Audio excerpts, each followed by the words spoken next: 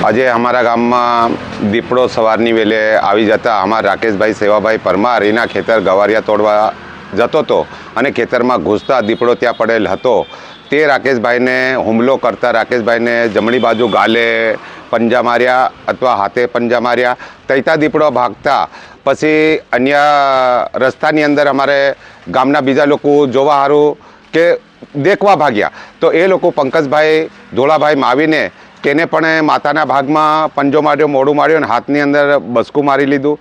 પછી મનોજભાઈ કેશવભાઈ માવીને તેને પણ પંજો મારી અને દીપડો અમે ભાગી ગયો। ભાગ્યા પછી વહેલા થતી અમે ફોરેસ્ટર સાહેબને જાણ કરી દીધી હતી। એ લોકો પણ આવી ગયા હતા, પણ દીપડો કોઈ જગ્યાએ લોકોને દેખ્યા ઠામ બેઠો નહીં અને ભાગતો ભાગતો હુમલો કરતો જાય અને ભાગી ગયેલ છે। અમારે એટલી અમારા ગામ લોકોની માંગ છે કે ફોરેસ્ટર વહેલી સાથે આવા થોડા પ્રાણીને આ અન્ય પ્રાણી છે આપણું દીપડો એ થોડું હુમલાખોરી છે તો એને પાંજરું મૂકી અને પકડી અને અન્ય મોટા રતનમાળ જેવા ગીરને જંગલમાં લઈ જઈને છોડ દે તો આપણા અહીંયા ગામડાના લોકોને કોઈ પણ પ્રકારનું નુકસાન થાય નહીં। એ અમારો બધા લોકોની માંગ છે ને અમારો આ કહેવાનો અમારો આભાર છે।